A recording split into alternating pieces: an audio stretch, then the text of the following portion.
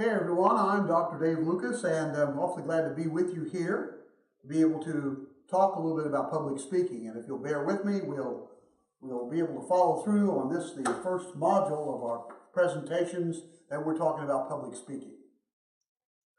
I've been speaking for a long time, since I was a young man, and I'm going to be talking to you about some secrets, and also be talking with you about Stephen A. Beebe and Susan J. Beebe and some of the material that they have in a concise little book that's a concise public speaking handbook. And so if you get a chance, you would want to have that with you to study along as we go.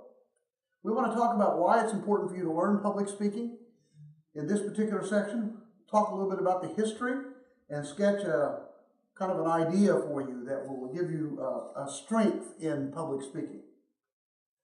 First of all, public speaking is very powerful for you because it is empowering. Whether you're a male or a female, it's very, very empowering for you. And public speakers are perceived as being highly intelligent, which we all like to be. And you're also having a great capacity of leadership, and that's what all of us want. And then also that you're very confident. And oddly enough, good public speakers are always considered to be a little taller than they really are. I don't quite know how to explain that. I suppose it's because you amplify your presentations and it makes you seem to be taller than you really are. Or maybe we're up on a stage and it makes us seem taller. One of the great aspects that I want to talk to you about is that almost every ad that I've ever seen for people to get a job is that you have to have what? Good communication skills. Now that's always important. So that's why it's really critical. Now the history of public speaking goes all the way back to Aristotle. In the 4th BC. These people had done a lot of rhetoric, and they had done a lot of public speaking, and they had done all of these things that really made a concise, powerful way in which they were learning to speak in the Greek culture.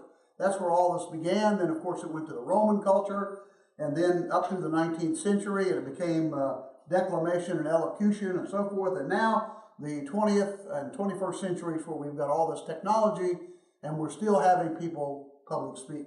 They speak publicly with microphones, with lavaliers, with all kinds of technology, and still very, very critical.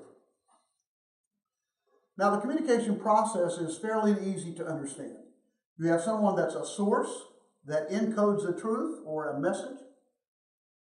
Then you have someone that listens and decodes that. You have various channels. It can be visual, auditory, or both.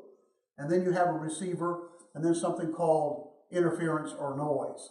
That happens a lot around in public speaking, babies crying, people coughing, especially if you're in a public speaking arena where there's a lot of people. There can be humming of air conditioners, lights, etc. Now, we also know that in this communication process, there's the message being sent out, and then we're taking in a lot of feedback. And it's very important to see communication not only as interaction, but also as a transaction. I'm giving you this for your attention and your learning, hopefully. Now, we've got a model, and what you could do is you could take a look in your book if you get this book. Also, you could take a look at you could call up a speech model on a Google search, and it would come up immediately. We've got something like this, where you have the source, the channel, the receiver, feedback, and there's the noise. There's a lot of these around. Some of them are in circles. So why don't you type in, when you're done watching this presentation, why don't you type in speech model and see what comes up. If it's a good-looking woman, probably you should go ahead with your search. Public speaking and conversation have similarities and they have differences. In conversation, we generally only talking to one or a few. But when we get into a public speaking situation, there are a lot more people involved. So you have to kind of keep that in mind. It's also, public speaking is what we call heightened conversation. And so that's critical for you to remember. Now, public speaking also improves your confidence. It helps lift, empower your confidence. The better you get at doing this, the stronger you become in your character and in your personality. You're no longer afraid to tell people about what you think or your message that's there. It's good for building strategies as well. Now, what holds people back a lot, and you probably already know this, is the anxiety. Some people would rather die in a fire than to give a public speech. Now, for me, it's always been something I relished. I gave my first speech when I was in the 8th grade, and as you can tell, that's been some years ago. And so over the years, I've built up this sort of strength or power or capabilities to just launch into public speaking whenever necessary. I can't say, though, that I've always done an excellent job. This is always an art that demands practice and rehearsal and review and looking over new things. Realize that your body's helping you with anxiety. I know that sounds strange, but if you weren't concerned, or as we say, nervous about what you're going to say, you wouldn't do a good job. I still get butterflies in my stomach. I still get a little tense before I go on stage or on the presentation to make a public speech. So that's good in the sense that it keeps you focused on your message and what you're really trying to say. But here's some ways you can build your confidence. Know your audience. Don't procrastinate on getting prepared. A lot of people put this stuff off to the last minute. That's a bad idea. Always have a topic that you're aware of, that you know something about. Be prepared and always be organized. Now you need to know how to build your confidence, how to make sure that you've got a really good introduction and a really good conclusion. That'll help you. A lot of times people will build that middle part of the speech first and then do your introduction, because you already now know what you're going to introduce and your conclusion. I'll be saying this over and over in every one of these videos probably, but public speaking is all about saying what you're going to say, giving them a preview, telling them what you want to say, and finally telling them what you said. Now that sounds very simplistic, but basically that is the art of public speaking. Telling people something they may or may not know, or giving them new information about something they do know, but introducing it first. It just imitates life. You're born, you live your life, then you die. It's an imitation of life. It's how people's minds work. Make your practice as real as possible. I tell everyone, practice your speech 25 times. Students often don't listen. They get up, they get all jittery, they don't know where they are, but if they practice 25 times, believe me, you'll be sick enough, you'll never forget the parts of that speech. You've practiced it so much. Channel that nervous energy through your presentation. That's what I like to do. And always visualize success. Don't say to me, I can't do this. Say to yourself and to me, I can do this. With the right kind of practice, with the right kind of ingenuity, I can do this. Always give yourself a sort of mental pep talk. We have those big pep rallies in high school before they go play games. Those guys that are pro football players and soccer players and all those pros get together in the locker room and go, yeah, let's go get a basketball, etc. They all do that. Do that with yourself as you get ready to do these speeches and also as you get ready to do the speeches out there. Focus on the message, not on your fear or your anxiety. I know this sounds metaphysical, and it's hard to explain to you how to do this. But I don't think about myself, my tie, my eyes, my hair. I don't think about anything else but you and the message I want to get across. Once you begin to channel that focus and hone in on that message, it makes a big difference. Take every speaking opportunity you can. Church, civic group, organization, 7 minutes, 10 minutes, 20 minutes. Take every speech moment you get. People love a good speaker, and they'll be glad to have you around, and you'll learn a lot. Focus on what you've accomplished, not on what you missed. It's important to practice. It's important to improve, but don't get all down on yourself. Now, this whole process has to be audience-centered. After all, that whole idea about a tree falling in the woods and there's their sound is really all about audience. If you get up to speak and no one ever listens, well, then no one hears your message. So we want to make sure that we put together a good presentation.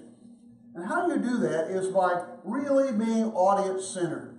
Thinking about the audience, whether it's children, whether it's women, whether it's men, a union, whether it's teachers, whatever the description of your audience may be, you've got to target that message for them. Make decisions about how you're going to deliver that message. You can't be jolly and all happy at a funeral presentation. You can't be all sad and brokenhearted at somebody's birthday. You've got to match the message according to the occasion. And be able to adapt to diverse audiences. Don't just think that you have to give the same speech the same way every time to every group. That won't even work even if you're doing fundraising. Everything changes. Bankers are different than doctors. Doctors are different than golfers. Bowling people are different than baseball. You get the idea. It's all different, and we have to understand that audience. So who is this audience we're talking about? And what are their interests and talents and experiences? And especially, what is the occasion? There are three general purposes that we could have in a public speech, especially as we talk about these fundamentals. One is to inform. Now, there's a great deal of differences in these speeches to inform, but just telling someone about the information. I'm doing probably a little bit of both. I'm doing a speech to inform and maybe also a speech to persuade. I'm trying to persuade you, for example, not to be afraid. But I'm also telling you how to overcome those fears. I'm trying to tell you to go out there and do a lot of public speaking as much as you can. And then I'm also trying to equip you to be ready to do that. So the second one would be to persuade. And this is all about advertising. It's all about preaching, if you're familiar with that. It's all about somebody telling you what you need to do. And then finally, the speech to entertain. That's a little more difficult, but it's like an after-dinner speech. It's like an after-football dinner that they have. Those are important as well because people love those. So each speech you have has a general purpose, like to inform, and then a specific purpose, how to change a tire. Those are hypothetical examples that give you an idea of what we're talking about. So in your presentation, prepare by getting together your central idea. You have, just like in a writing class, a thesis statement. What you're going to tell the audience, what they're going to learn from this. It's like an elevator pitch, and what that means is if you only had a few seconds, say a minute and 30 seconds in the elevator to tell someone about something you're interested in, how would you do that? It'd be concise, it would be word effective, etc. That's what we're talking about. That thesis statement happens in that introduction.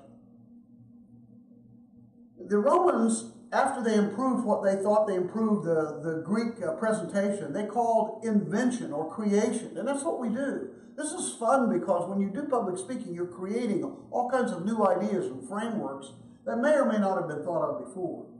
So here are some three questions you have to ask yourself. Does the central idea have a logical set of divisions? That's how you're going to divide that speech up. Are there several reasons that what your thesis statement is saying is true? Are there 3 reasons or 4 reasons why your thesis statement is true? And third, can it be supported with a series of steps like we're doing here? I'm supporting what I'm saying about public speaking in a series of steps for you to follow along. After you get that thesis statement, then you've got to start gathering materials to put in there to give it body. So first we have the introduction, what we're going to say. Then we've got the body of the presentation, 1, 2, or in the case of the outline, A, B, C, etc. So you can tell them stories based on your experiences. You can have materials that you found, whether personal or concrete or facts. Let's say you want to do something on global warming. You're trying to tell people just the information about global warming. You can't just say the globe is warming up. Well, you could say that, but nobody would believe you because you don't have anything to back up what you're saying, no evidences. So develop good research skills as well to figure out what you need to say in this speech to bolster your presentation. As we've said, make sure you divide your speech into 3 parts. You've got an introduction, then you've got the body, then you've got the conclusion. It's that simple. Now that body, of course, is also divided up into steps. And we'll talk about transitions and so forth. You have to have a good outline. I say rehearse your speech 25 times. Practice from your speech notes that you create. Create an outline, a really good one, then transfer that to notes. And if I were you, I wouldn't use any more than a 3x5 card. Don't try to use great big papers because you could drop them and so on. If it's a manuscript speech later in your work that you have to do, you'll be able to do that. But right now, 3x5 card front and back suffices. Keep your hands at your side or unless you're in a gesture. This is the starting point for a gesture. This is the middle of the gesture. This is the end of the gesture. Never put your hands in your pockets. Never put them in the back part of your pockets. And never kind of hook the belt like that. You always have to have good posture. Speak loudly so everybody can understand you. When you're called upon to speak or when you get ready to speak, walk up to the room confidently, to the front of the room. Be a confident speaker. Make sure you establish really good eye contact. Never is that symbol any more important than it is in speech. And listen, don't buy into this thing that somebody told you, look out at the audience like they're all in their underwear. Frankly, that's offensive. The second, don't look up in the corners of the room. People can see you looking at the corners of the room and they go, why are you looking up the corners of the room? Look people straight in the eye. Look them straight in the eye. Not only does it give you confidence, but they believe you're a confident speaker. Develop that opening sentence that makes a lot of sense and grabs their attention. And then concentrate on the message and the audience. That's the two parts. Put the message out there and try to keep boring it into their minds, hearts, and their being. Deliver in conversational style, similar to what I'm doing. It's just a little heightened in volume. It gets louder if you've got a bigger room. It gets a little softer, yet good and strong and bold if you've got a microphone. But either way, make sure that everybody can hear you. Deliver it just like you practiced. Don't get off on a tangent or, as we say, out into the weeds. Be sincere, be brief, and then be seated. My dad used to say it in a little more calloused way. Get up, say what you've got to say, sit down and shut up. Now, there are some ethics we need to think about. The idea of relationships, free speech, and the whole idea of telling the truth. If you know something to be a lie, don't keep propagating it as a truth. It's important for us here in the United States, especially with the freedom of speech that we have, that we exercise that with ethics and not in a mean way. Ethical approach to public speaking and free speech must be balanced. Just because you have freedom of speech doesn't mean you can be a bully. Ethics and speaker credibility go together.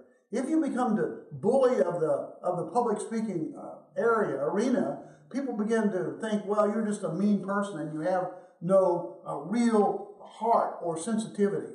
Yes, we have the First Amendment, but with that come a lot of obligations to treat people with respect. If they don't agree with you, that doesn't mean that they're wrong. It just means they don't agree with you. So let's learn to disagree agreeably. Your freedom of speech is protected by the Supreme Court and that great core document that our whole country, the United States, is built on. So it's very, very important that you decide to exercise your freedom of speech with friendship, with strength, with great confidence, but make sure that you don't become the person that's bully on the block. So in this public speaking arena, you have to have a clear, responsible goal. You have to use sound evidence and use good reasoning, and all of that's going to come as you study and think about what we're talking about. Be sensitive to differences and be tolerant of others. That's an important role of who we are. Just because you think it's all right and you're all right doesn't mean that you have to shove yourself on others. Present your case in a very powerful way, and I'm sure they'll follow. And always be honest. Honesty is the best policy. I welcome you to this first module. I hope that you enjoy studying public speaking with me, and I hope that this makes you a much better speaker.